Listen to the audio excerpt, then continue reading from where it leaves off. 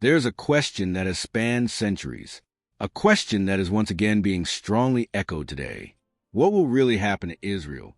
It's not just politics. It's not just history. For millions of people around the world, Israel is the clock of biblical prophecy. But here's something unsettling. While the world watches wars, agreements, tensions in the Middle East, the Bible states that all of this may be part of something much bigger, something predicted thousands of years ago, something that involves nations, conflicts, and a decisive moment in human history.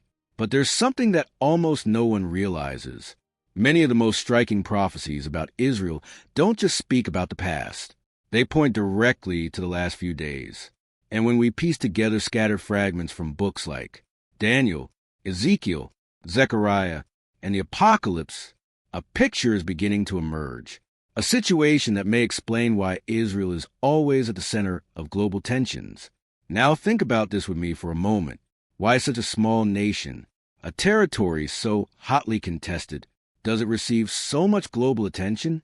Why does every conflict there seem to shake the entire world? And more importantly, does the Bible really reveal what is yet to come?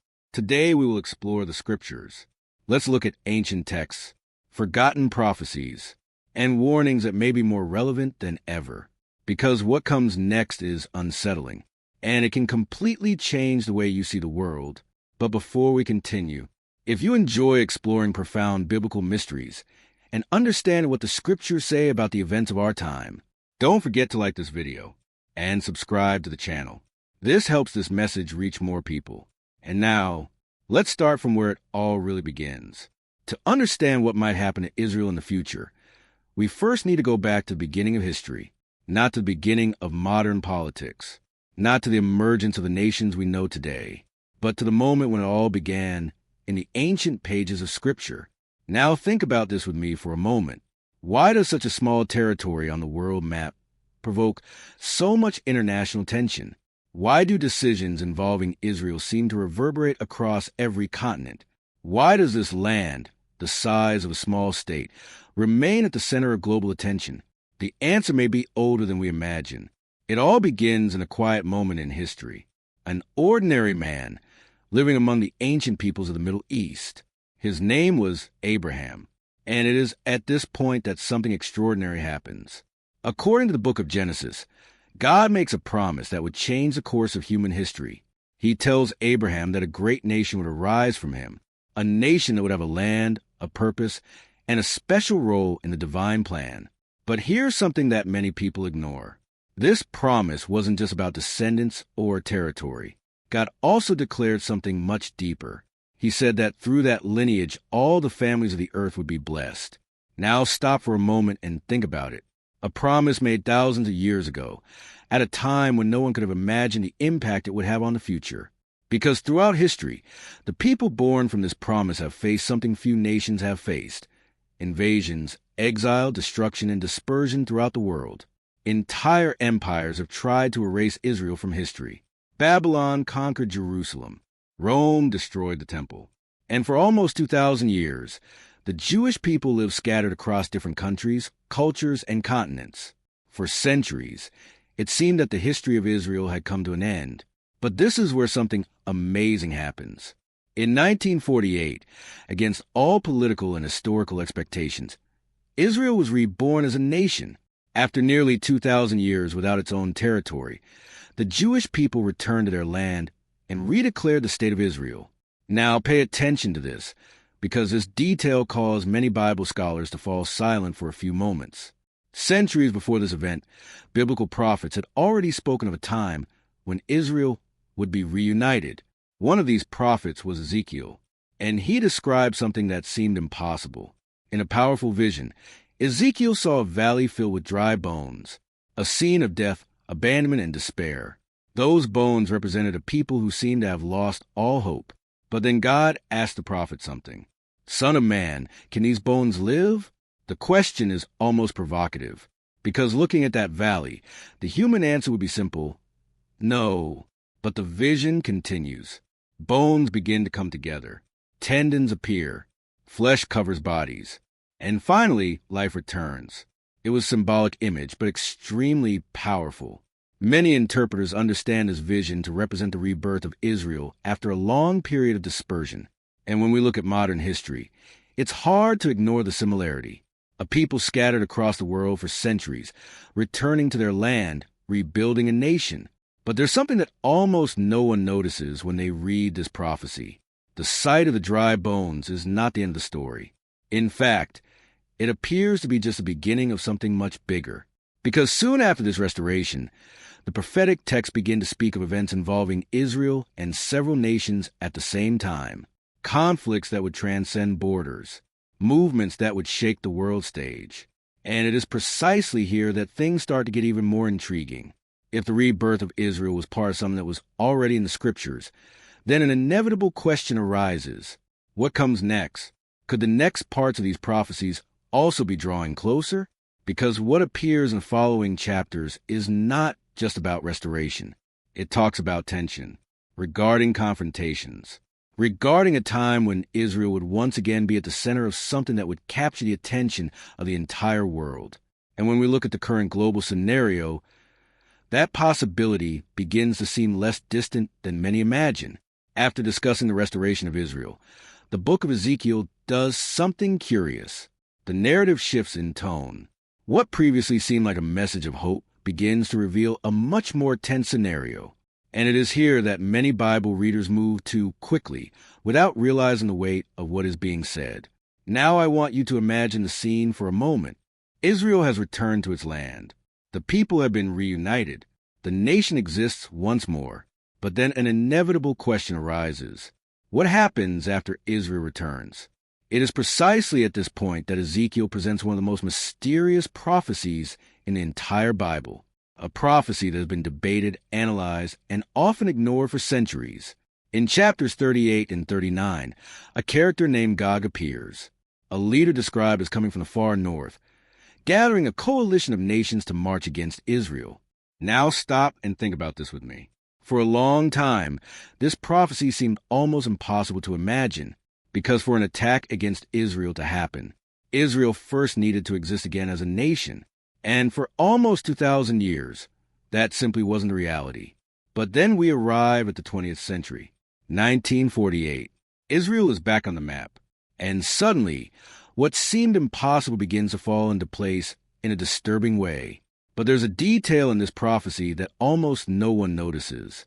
The text says that this attack happens at a very specific moment, a moment when Israel will be living in relative security, a time when the country will seem stable enough for many to think that peace finally exists.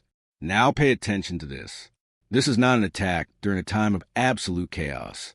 On the contrary, the description suggests a period in which Israel seems safe, protected, confident, and then, unexpectedly, a coalition of nations rises up.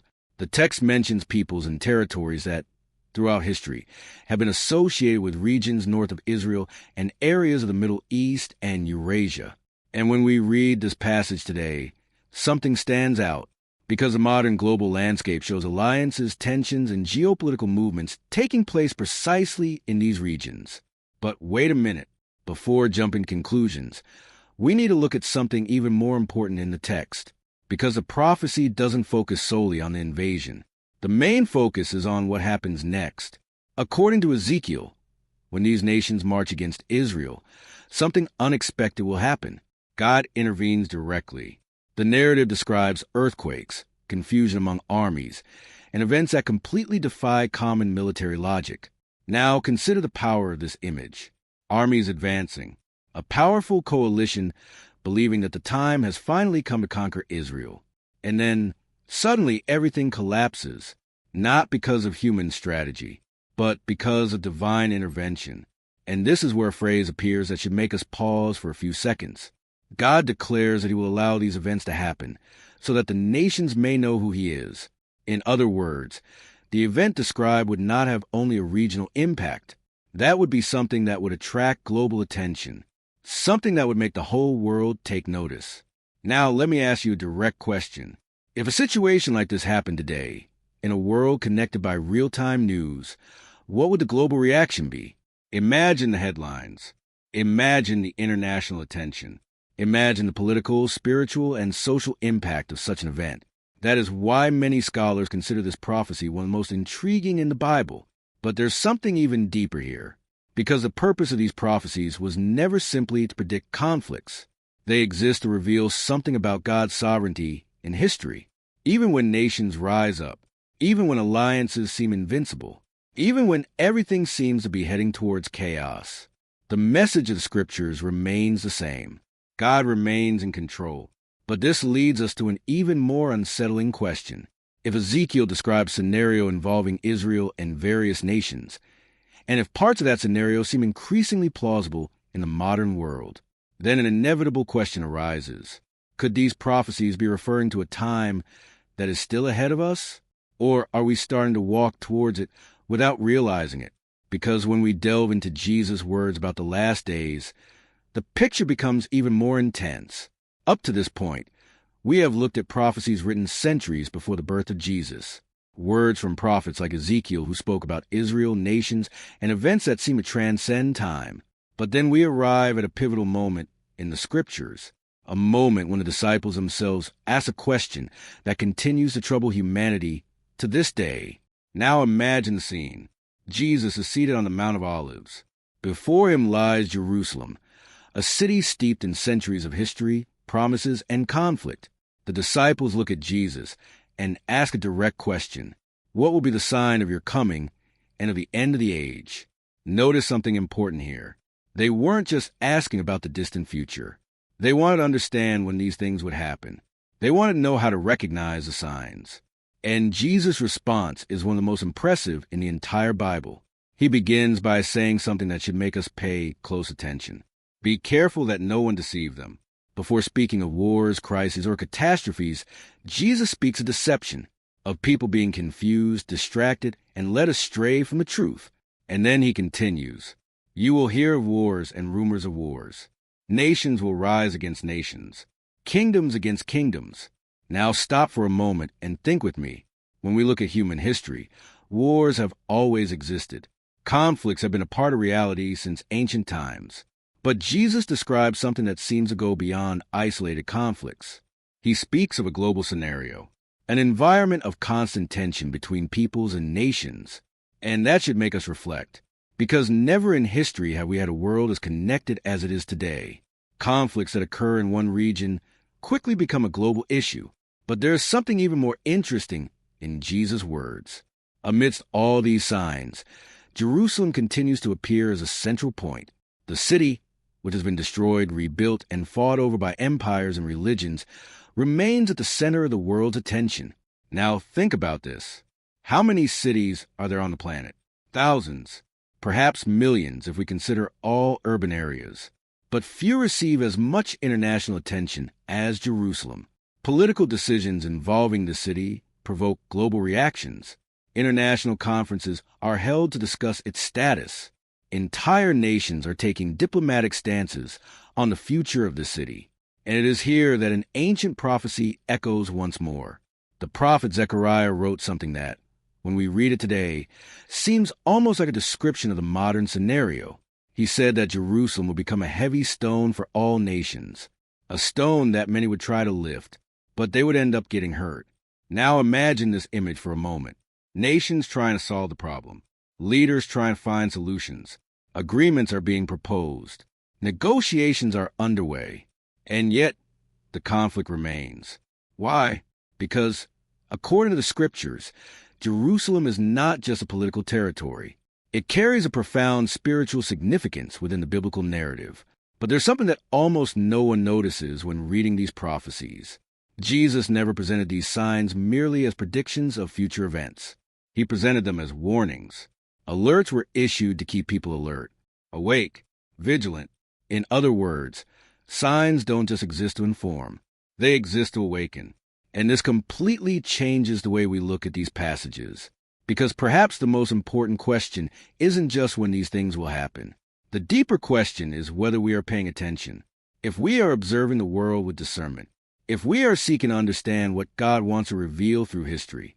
Because when we combine the words of the prophets with the words of Jesus, one thing becomes clear. History is not unfolding randomly. There's a larger roadmap, being developed, a storyline that involves nations, global events, and human decisions. But it also involves something much deeper, the hearts of the people. And it is precisely here that everything becomes even more personal. Because when Jesus spoke about the last days, he wasn't just talking about wars or conflicts. He spoke about faith, regarding surveillance, regarding people who would be prepared, and others who would be completely distracted. And this leads us to a question that is perhaps the most important of all. If these signs are part of the history we are living through, what does all this mean for us today? So far we have talked about ancient promises, impressive prophecies, and signs that span centuries. We have seen how Israel appears repeatedly in the scriptures. We have seen prophets speaking of restoration, of conflict involving nations, and even of events that seem to echo in the current global scenario. But now I want to change the question a little, because there is something that many people forget when studying biblical prophecies. They weren't written solely to predict world events. They were written to awaken people. So before we continue, I want you to think about this with me for a moment. When we look at all of this, Israel, Jerusalem, wars, tensions between nations, what is the real purpose of these messages? Does the Bible simply want us to know what will happen in the future? Or is she trying to prepare us for something much bigger? Here's something that often goes unnoticed. When Jesus spoke about the last days in Matthew 24, he didn't spend most of the time describing wars or catastrophes. In fact, he spoke much more about the hearts of people. He said that in the last days the love of many would grow cold. He said there would be a mistake. He said that many people would live distracted, busy lives, going through life as if nothing were happening. Now stop for a moment and observe the world around us. We have never had so much information available. News arrives in seconds. Global events are broadcast in real time. Anyone can access the Bible on a phone. And yet, something curious happens. Many people are spiritually asleep, living only for present, chasing after achievements, worries, and routines, as if history weren't going anywhere. But there's something that almost no one realizes. Biblical prophecies function like road signs. They are not there simply to inform you that something is going to happen. They are there to tell us that we are approaching a destination. And this is where everything changes. Because when you start looking at the Bible in this way, you realize that every prophecy, every warning, every sign points to a much larger moment in human history, a time when God will once again act decisively. And that should make us pause for a few seconds. Because the most important question is not just what will happen to Israel. The deeper question is another one. Where's our heart at this moment in history? Are we paying attention? Are we seeking God? Or are we living on autopilot, believing that everything will continue exactly as it always has? Jesus told a parable that illustrates this reality very well. He spoke of 10 virgins waiting for the arrival of the bridegroom. They were all expecting the same event. They all knew he was coming, but only a few were prepared. The others were surprised. Now consider the power of this image. People waiting, but unprepared. People who know, but live distracted. And that should make us reflect. Because when we talk about prophecies, about Israel, and about the signs of the times, the ultimate goal has never been to generate fear. The goal has always been to awaken faith, awaken vigilance, awaken hope. Because the central message of the Bible is not destruction. The central message is redemption.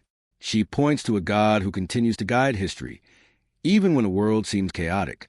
A God who made promises and continues to fulfill each one of them. And if there's one thing that the history of Israel teaches us, it's precisely this. Empires have risen and fallen. Entire civilizations were wiped off the map. But Israel remains. Not because it is the most powerful nation. Not because it's the most populous. But because, according to the scriptures, there is a greater purpose behind its existence. And this leads us to a point of view that could change the way we see the world. Perhaps global events are not merely random occurrences. Perhaps they are part of a larger story, a story that began long before us, and that is heading towards an ending that God already knows. If that's true, then the most important question isn't when these things will happen. The most important question is whether we are ready for that moment. Because in the end, history doesn't end with wars.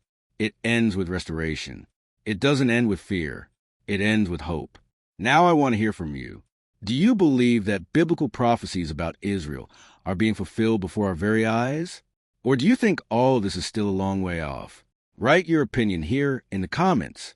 I really want to know what you think. If this video made you reflect, if it opened your mind to see the Bible in a deeper way, go ahead and leave a like. This helps this content reach more people who are also seeking to understand what the scriptures say about our time. And of course, if you enjoy exploring biblical prophecies, the mysteries of scripture, and the signs that point to the last days, subscribe to the channel. Because in the next videos, we're going to continue exploring topics that almost no one explains, but that can completely transform the way you see the Bible and the world around you. And remember something important. The story is still being written. And perhaps we are living through chapters that the scriptures foretold long ago.